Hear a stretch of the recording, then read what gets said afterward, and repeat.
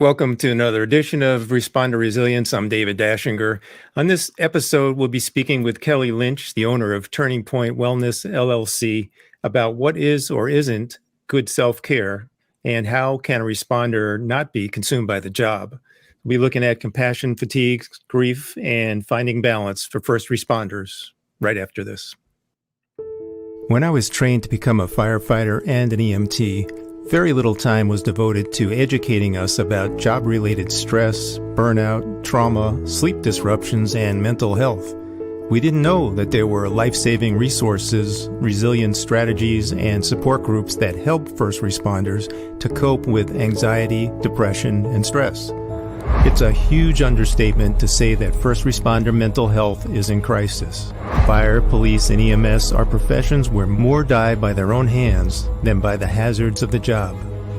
And research shows that up to a quarter of public safety dispatchers have symptoms of PTSD and depression. In this silent worldwide crisis, first responders are quietly suffering due to stigmas around mental health services and lack of awareness about vital resources that are available to assist them. We can help the helpers. Welcome to Responder Resilience, a panel of experts sharing their wisdom and experience from the front lines of first responder health and wellness.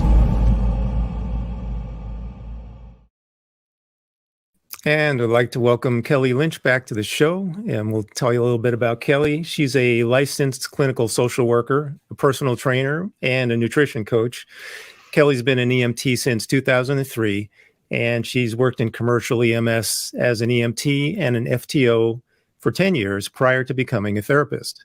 And Kelly's been a therapist for almost 13 years, and she specializes in acute stress and post-traumatic stress injuries in EMS professionals. She opened Turning Point Wellness, LLC in 2014 with the goal of normalizing mental wellness in public safety and to change the stigma of asking for help, and also to increase the availability of appropriate support services for all professional and volunteer first responders. So welcome back, Kelly. Thanks for having me. So we're just chatting offline a little bit about some of the incredible stats and sobering news out there. And this one, maybe people are familiar with it. I just read it again, and it still hits me like a brick on the top of my head, which is, according to EMS World, this is in 2019 now, not even post-pandemic, the average span of an EMT or paramedic for their career is only 5 years.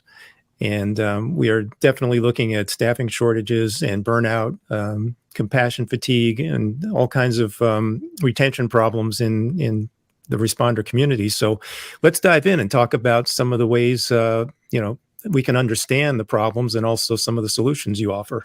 Absolutely. And for what it's worth, I think 2019 is probably the most recent statistics and numerical information that we have, but just anecdotally, I think, at least in what I've seen in my clients in the last year to 2 years, the burnout rate, it has exponentially increased. Mm-hmm. I'm seeing folks now talking about wanting to get out of the field within the first year and a half of being in it. Yes, and certainly people are not finishing out their careers the way they mm-hmm. envisioned the number of years. And for sure. Yeah. Yep. So that's definitely on the topic of burnout. We know that responders are feeling it, and that sort of trickles down to their families and friends and all that sort of thing. So how can we recognize it? What are some of the signs and symptoms of burnout? So the very first thing that I would say, honestly, is to be looking for symptoms of compassion fatigue before we go to searching for symptoms of burnout, because you're going to see compassion fatigue first, right? Like there's almost this kind of lead in to what burnout is. And burnout is, there's some folks who really have a difficult time sitting with the word burnout because we tend to overuse it and in the wrong context. Burnout is a very real thing, but it takes an extraordinary amount of stress and pressure repeatedly over a long period of time to actually hit the point of burnout. So you're going to see compassion fatigue symptoms before you see true burnout. So with compassion fatigue, where a lot of people will start to talk about this and confuse it with what burnout actually is, is that in compassion fatigue, you just stop feeling, right? Like you're tasked all of the time to feel these things for the people that you show up to take care of, to protect, to guard, whatever context you work in public safety in. And every single time you're tasked to feel for another human being, it takes a little bit from that reserve of feeling that we get to have every single day. And if we don't take the time to put back into that reserve, eventually we're going to run dry, right? Just the same as like if we don't go and refill an oxygen portable, eventually there's a finite amount of oxygen inside of that tank. If we run it dry, there's nothing, you can't get blood from a stone, right? So every time we take a little bit from our emotional reserves, we're taking a little bit that we need to also figure out how to put back. So the first thing that we're going to see within that is somebody being void or devoid of emotion, really talking about like, I just don't care about the people that I'm taking care of anymore. You might see a decrease in somebody's quality of patient care because they're not taking the time to put in the effort. And then eventually over time, you're going to start to see some mood changes where maybe they were cool, calm, and collected in the way that you've always known them. And then all of a sudden they start to just kind of be flat, right? Like they're just dull all the time. Or they may start to have a shortened fuse or no fuse at all. One of the most common things that I hear from my clients when they're really going through something and really struggling with compassion fatigue and maybe edging towards burnout is this almost like a really subtle change in mood. And then all of a sudden people start to point out to them, hey, you're not yourself. What's going on? Right. And those are the things that we start to see first before we see somebody get to the true point of burnout. And how easy is it for someone to recognize that they themselves are going through this process, or is it just more typical that a coworker or a supervisor might notice it and give them feedback? Yeah, I think that's going to be based on how insightful you are and how aware you are of the way that you feel and why you feel those things. So that's going to be different for everybody because some people are more aware than other people, and there isn't necessarily one particular right or wrong answer. It really just depends on where that one person is at. The more important thing that I'd say, I'd be looking for people to pay attention to is, what does your body feel like? And that may sound a little bit strange, but there's a real reason behind that. We're going to be more aware of physical sensations from moment to moment than we are of our emotions from moment to moment. And usually when we have an emotional, like something going on, we're going to feel that in a physical way before it registers mentally or emotionally. Oh, hey, I'm anxious, and that's why my chest is tight. Or, oh, hey, I'm angry, and that's why my palms are sweating all the time. Or I'm sad, and that's why I feel like I'm walking around with cement shoes on, right? So being able to pay attention to what your body physically feels like is usually a really good starting point. Right. Yeah, and body awareness in itself is a process to sort of get in touch or scan or whatever it takes to kind of recognize something is going on that's not typical or normal. Yep. Well, I've heard this term now. For me, for some reason, I never heard it before, but I heard it for the first time today, the terrible tens. What are the terrible tens? And please give us like some examples or some real world applications of how this actually shows up. Sure. Yeah. So the terrible 10 is a list, and as we were talking about pre-show, we could call it even the terrible 11 too. So the terrible 10 is a list of the 10 worst calls that any first responder or public safety professional could respond to in the course of their shift or in the course of their career. For as long as I've been doing this, I'll never be able to memorize these. So I'm going to read them off of a graphic on my phone. So they are any line of duty death, the suicide of a colleague, any serious line of duty injury, any mass casualty incident or large disaster, the killing or wounding of an innocent person, significant events involving children, prolonged incidents, especially with loss of life, being personally threatened in situations, any event with excessive media interest. And the last one, there's a couple different schools of thought on this last one. On the graphic that I'm reading this off of, it's any highly distressing event. When I first learned about the terrible 10, I learned it as administrative betrayal being the 10th one. And, I think any highly distressing event and or administrative betrayal, they both belong on this list. So technically we could turn this into the terrible 11. But being able to stay aware of these things and realize that you could have multiple categories of the terrible 10 happening in one incident. Right. And so being able to understand what these things are and why they are so significant really, really matters, because these are, like I was saying earlier, when we start talking about compassion fatigue and how much gets pulled from our emotional reserve on a regular call, not that there's really such a thing, but on a regular call, you're going to have something get pulled from that emotional reserve. In the context of a terrible 10, there's so much more that gets pulled from that. And when we don't have the reserves to put back in, this is where we start seeing really like some major acute stress responses and potentially traumatic stress injuries. Absolutely. And I'd love to jump back a little bit later to touch on how we can fill those reserves back up. But just to stick on the terrible 10s for Sure. a minute. How much did COVID add? Check a bunch of those boxes automatically. So every day when a responder is showing up to do their shift, they're, out of the box, going on calls that normally would have their normal amounts of significant stress or burnout factor. Now you're automatically going to calls where you don't know if someone's got COVID or if you've got gear that's, up to spec, or maybe, Right. Maybe there is a level of abandonment from the leadership that's, not supporting, doing the best we can to show up on these jobs. So how has COVID impacted the terrible 10s? Oh, it's huge. Straight off, being personally threatened in situations, right? Like we're going to, off the cuff, think of that as somebody's being physically aggressive towards us.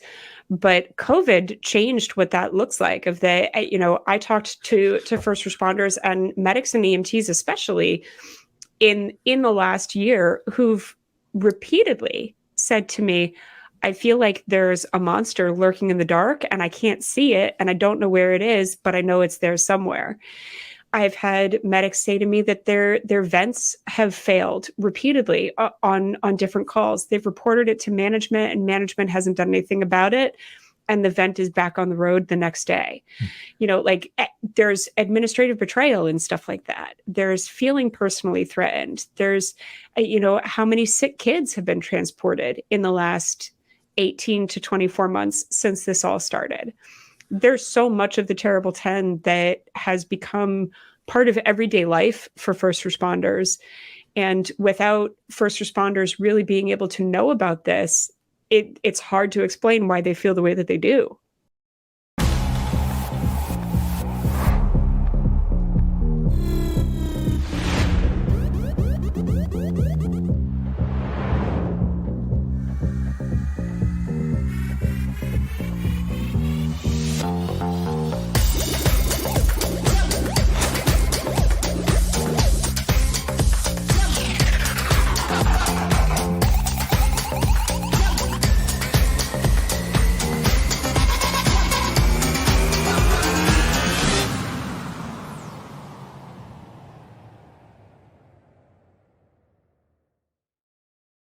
Well, let's touch back then on what are some of the practical solutions to fill those reservoirs back up when burnout, compassion fatigue are starting to take effect. Sure. So one of the first things, actually, I would recommend a book. One of my favorite books for all first responders. It's written by Kevin Gilmartin, and the book is Emotional Survival for Law Enforcement. Kevin Gilmartin is a psychologist who specializes in law enforcement personnel, and he's formerly a police officer. left the force to go into the mental health field, and is now one of the country's top docs as far as law enforcement goes. The thing that I love so much about this book, though, is that you could take out law enforcement, and every time he references law enforcement, and stick in fire, EMS, corrections, dispatch, military person, and it's the same across the board. Everything that he talks about is so relevant, not just for cops, but for all branches and aspects of public safety. So what he talks about in his book is understanding what he coins the biological roller coaster. And really all this is talking about the window of tolerance.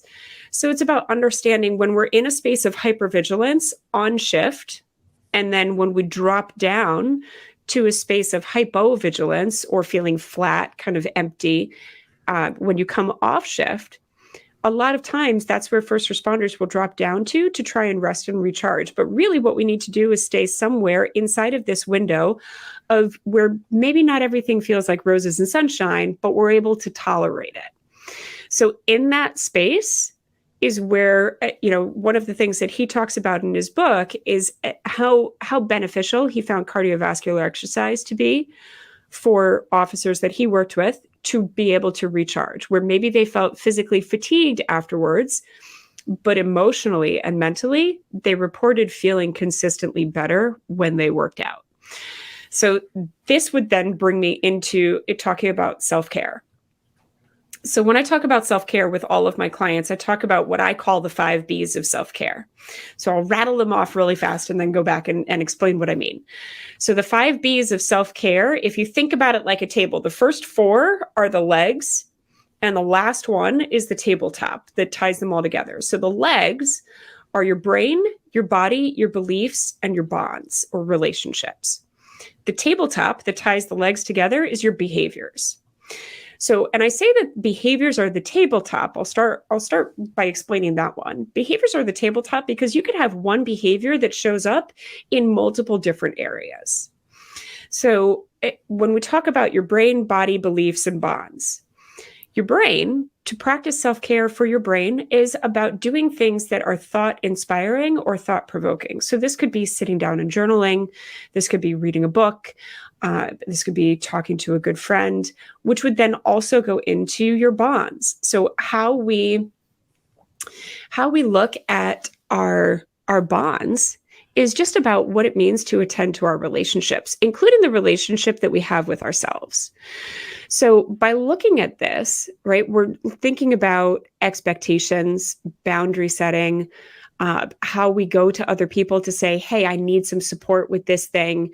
One of the best examples that I've had talked about by a client with me recently was when they were not in a good space and they went to their loved ones and said, hey, I'm not sure what I need right now, but I just wanted to let you know I'm not okay because of something that I'm dealing with. That's a beautiful way of not only getting our needs met, but attending to our relationships to let people know that we're aware of where we're at and not to take anything personally right now. So, and then if we move into our body, right, like the last episode that I came on of, we talked a lot about nutrition. Mm-hmm. All taking care of our body is about understanding our nutrition, hydration, sleep, and exercise, right? That's it. So brain, body, bonds, beliefs is all about spirituality versus religion versus whatever else you believe in. And really just taking the time to attend to that and look at that in a way that is supportive to what makes you feel good. Well, it's great. It's easy to remember and ties into the terrible tens in terms of a solution. So I love the concept, and I think it's very helpful to be able to have that as a reference.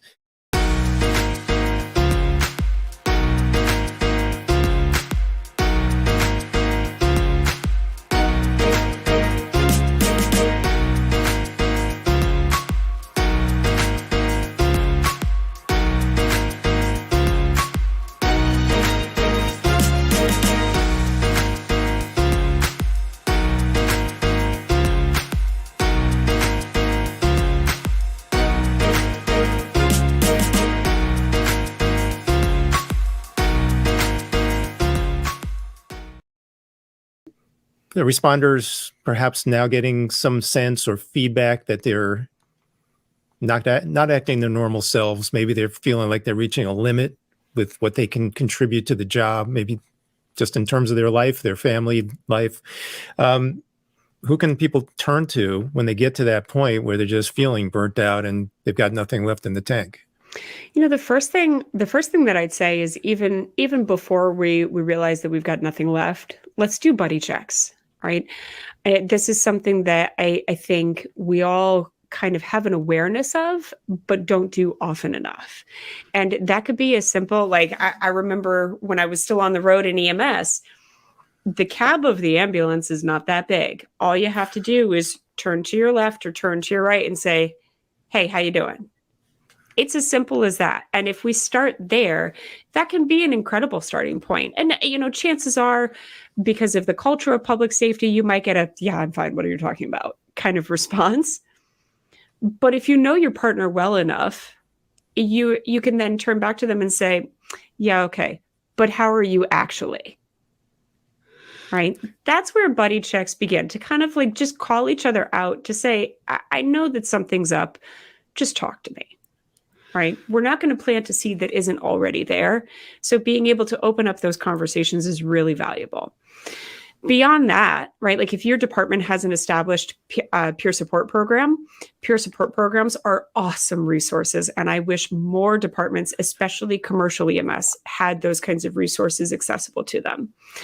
Chaplaincy programs can be awesome resources. Mm-hmm. And then turning to friends and family. And you might not know what you need from them initially, but even just going to people and saying, "Hey, I don't know what I need right now, but I know I'm not okay. I just wanted to clue you in so that you know that I know I'm not okay. And I'll let you know when I figure out what I need." Right? Like the conversation doesn't have to be complicated. It doesn't have to like dig super deep into what you're feeling or why you're feeling it, if you don't feel like you're in a space where you're ready, willing, or able to talk about it. But just to be vulnerable enough to say, I'm not myself right now, is an incredible starting point. Great stuff. Yeah. And it becomes, I think it's a responsibility of a supervisor to have the pulse of his crew and to know, mm-hmm. if everybody is okay. And I know that one of my routines was to walk around the firehouse just to make sure everybody was kind of in their normal routine and that they, their energy seemed like it was what it's supposed to be. Sure. And sometimes, you notice that somebody's off their game, and that's when you either have a, discreet chat with them, or one of the officers I worked with would take people out for a walk around the block. So you're getting out of the building, you're not in, in the sight of everybody else, but you're able to have a private conversation that might be, helpful to the person who's got some stuff they need to relate about. Absolutely. And I think that's actually, you made a couple really important points in that example as well, of the, when you're in a management position and you're recognizing that one of your line staff is not in a space where you would typically expect them to be in, or you can recognize that something is just off, being able to pull them to one side discreetly and have a private conversation with them is so valuable, because it's so easy. First responders we are the people who are I'm the tough guy. I got it. I'm okay. Everything's fine. I don't know what you're talking about. How many times have you heard that from people? So these kinds of conversations can leave people in a real position to feel ashamed if they are in a space where they're struggling. So being able to understand when the time and the place is for those conversations, and to be able to have it in a way that is respectful and discreet, especially if you're in a managerial role, is mm-hmm. really, really important. Great. We're going to take a quick break, and we'll be back to continue this conversation with Kelly Lynch right after this. Our mission at Responder Wellness, Inc. is to subsidize or provide free of charge safety equipment and wellness services to first responders, including police officers, firefighters, EMS personnel, and 911 operators throughout Connecticut. Resources include scholarships to train new EMTs, a responder and veteran-only AA group in Danbury, Connecticut, as well as police vests, a fire and EMS boot program, program, yoga classes, gym memberships, and t-shirts. The founder of Responder Wellness Inc. co-leads a peer support group sponsored by Fairfield County Trauma Response Team. Responder Wellness Inc. is a nonprofit 501c3. Find us on the web at responderwellness.org, on Facebook at Responder Wellness Inc., or email us responderwellness@gmail.com. Responder Wellness Inc., putting responders first. And we're back with Kelly Lynch of Turning Point Wellness, LLC. We are going to talk a little bit about mindset. I anecdotally, through some of the conversations I have, I hear people talk about going to work now and, they just don't have the passion they had for it anymore, or they basically feel like they're showing up, they're just going to do whatever's, the bare minimum that's expected of them and get through the day, get through the shift, and that's it. So having said that, and given everything we've spoken about with burnout, compassion, fatigue, what kinds of mindsets or rituals do you suggest for first responders during the shift and then when they're in the home setting? So first, even before that, I think it's really important to understand the difference between compartmentalizing and integrating. So compartmentalizing, most therapists will look at this as oh, don't do that, that's bad kind of thing. And I think compartmentalizing is something that gets demonized way more than what it actually needs to be. So compartmentalizing is just understanding, like if you use the visual of inside your rig or the sides of the fire truck where you keep all your tools and supplies, it's just sticking things in the compartments where they need to go until you need to pull it out and use it, right? Compartmentalizing is something psychologically that we do all the time. It's a survival mechanism, and it's not wrong or bad until we start doing it all the time with everything. Compartmentalizing, it has its time and place. And when we're on shift, it's appropriate to compartmentalize because you need to be able to emotionally go and do what you need to do to make it through the shift. It's when you go home and you no longer require that skill set in order to function that we need to look at integrating instead. So the process of integration, and I have another book I could recommend. Cindy Doyle is a friend of mine. She's a licensed professional counselor down in Texas and is a law enforcement wife. And her husband is recently, I think in the last couple of years, retired from the force. But she wrote a book called Hold the Line. And she specializes in working with law enforcement couples and really just taking the time to figure out how to work through the issues that they face. And she talks a lot about the process of integration in her book. So all integration is understanding how do we take the experiences that we have in our lives, whether on shift or off, and make them part of our normal daily life. So part of me integrating an experience that I have would be looking at how do I understand the way that I've been affected by my time on the road. So I worked in EMS for 10 years, and that very much colors in now from a clinical perspective, how I work with my clients. Those experiences get integrated, right? Like I'm going to use the same kind of language that I know my clients will use with their partners. I'm going to use examples from when I was on the road to color in things that I'm trying to teach to my clients. Mm-hmm. So integration, it means we're just pulling in our experiences to help fill in the blanks of what our daily life looks like. So when we think about routines or rituals, one of the things that I find is that pretty consistently, all of my clients are awesome at having a pre-work ritual. Like they get themselves into this, okay, I'm going on to shift.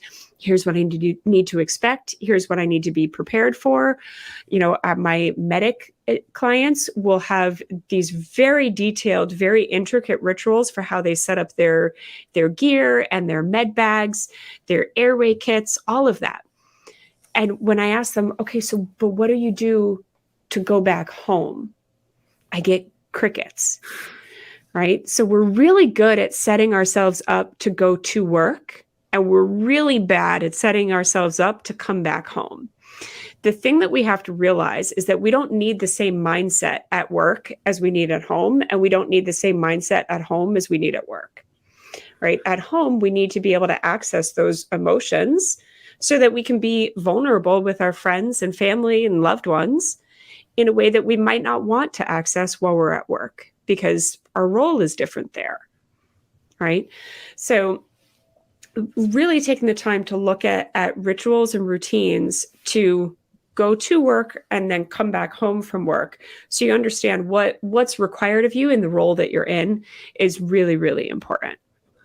Right. And I know for me, a personal challenge was making that transition from the shift, which for me was typically a 24-hour shift, Yep. to coming home, being somewhat sleep deprived, tired, and still kind of carrying the energy of the shift and the people that I work with. Mm-hmm. And then shifting gears into like, okay, I'm home, my wife, my kids, and decompressing wasn't that easy in a shorter period of time. What kinds of things can people do to kind of make that transition a little smoother, or maybe get their mind and their body into a more grounded place to be in that home environment?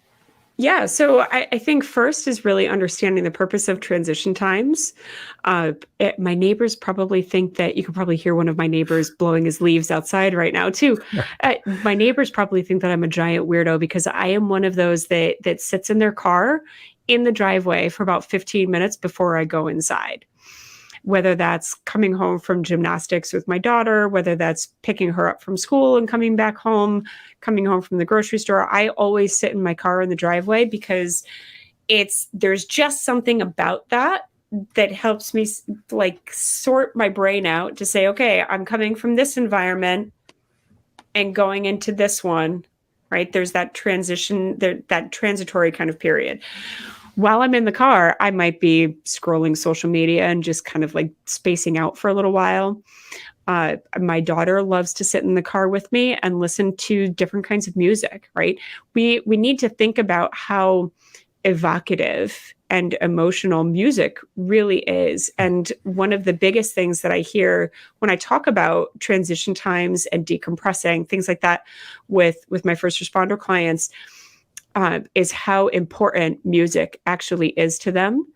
If we think about, the different kinds of music that you listen to, if we listen to a country song, there's a whole story inside of a country song, versus if you're going and listening to a heavy metal music or a heavy metal band, that might be a really great outlet for a whole lot of anger, versus a lot of my 90s music, for my 80s and 90s babies out there, a lot of my 90s music was stuff like Sarah McLachlan and I don't even know who else. But if you think about that, those are all your love songs. If we really take the time to think about how we can support ourselves and the transition from one environment to another, beginning with thinking about what does each environment require of you and what's going to help you get there, right? Like I could give you examples all day long from what I do in my own life, and that might not be the right answer for the next person, but we have to think about how to access those emotional reserves. We have to think about how we transition from one place to the next, and supporting our self-care practices, right? Like you mentioned coming home and being tired and still carrying the energy of that shift with you. Maybe you need to come home and just go to bed for a couple hours, right? Like that's not wrong. Then it's just a conversation with your family around how do you set up the boundaries and expectations around what that looks like. Right. And for me, it was always a struggle to feel good about taking that nap, because I felt like I was, shorting my family with, time I should be spending with them. But in fact, once I rationalized it or thought it through, if I take that nap, I'm going to feel better. I'm going to be more pleasant to be around. And it was actually the better solution, Sure. or the better option. And it sounds like we almost want to like tune, right? We tune ourselves to the energy of the shift and get ready for that. And then on the way home or getting home, we need to tune into the home environment. And music is a beautiful way to do that. Let's shift gears and talk a little bit about grief. It has come up quite a bit on this podcast. And let's just tell us a little bit about what grief actually is. What does it look like? And what are some examples of how we encountered it? So first, I'll tell you a funny story. A few years ago, I was reading an article from an interview that, of all people, Christopher Walken had given this interview. And it was like, he's one of the strangest people on this planet, but he was actually asked about grief, and his answer to that question of how he was being asked how he tolerates the loss of people in his life, and how he's figured out how to cope with grief over the years. And in reading his answer, I was so struck by it because it was one of the best answers I think I've ever heard about the process of what grief is. So he said in this interview that grief is like something has been taken and it's left a hole in your life. And it's not about trying to fill the hole in. It's about recognizing that why the hole matters and learning how to live around the hole without falling into it. And I thought that was such a profound, really important kind of answer, because first of all, we don't grieve for things that don't matter, right? If we're experiencing grief is not an emotion that expresses brokenness. Grief is actually a really normal, very important emotion and a really important part of the spectrum of the human experience. So grief isn't broken. Grief is painful. It's not fun, right? Like, we don't look at this as like oh, yay, I get to grieve now kind of moment. But that doesn't mean that it's wrong or bad, right? Mm-hmm. It just means that it's not fun. And some of it's, there's sort of what you would typically think of as grief of someone passing away. But in fact, it could be other things. Like, it could actually be promotion to, you move to another shift, or you've retired and now you're not doing the job and you're kind of removed from that, the responder lifestyle in the community. Life doesn't happen without change, without loss. Right. And so it's important to have some understanding of how to cope with it. Yeah. I guess, and ideally you'd have a healthy process in resolving the grief, but what does it look like if you actually aren't able to resolve it? So I have kind of a controversial belief around grief. A lot of people will say time heals all wounds and that time will heal grief. I don't actually believe that grief ever stops. I believe that grief will change shape and it'll look different over time, but grief doesn't stop because we don't replace what we've lost. Instead, we learn to like Christopher Walken said in this interview, we learn to live around what that loss is. So being able to cope with the process of grief means understanding why we're grieving in the first place and why it's important to sit with that. Figuring out how to cope with grief over time also has to include that we're not going to resist what grief is, right? That we're going to look at it as a normal and okay thing. Even if it doesn't feel okay, it is okay. I was actually speaking with somebody earlier this morning who's recently retired, and we were talking about the loss of identity and it kind of the, well, what now thought process. And we really dug into speaking about, well, how do we reshape what identity gets to be in this phase of life versus what you thought it was going to be. And so sometimes, right, like if we go back to transitions, we can look at transition times going from one environment to the next, but we can also look at what it means to grieve one season of life as we transition into whatever our next season of life is. So there's so many different approaches that we can take when it comes to the process of grief and moving from one thing into the next. It really just depends on what's the best right fit for that person. Sounds great. Let's take another quick break and we'll be right back after this.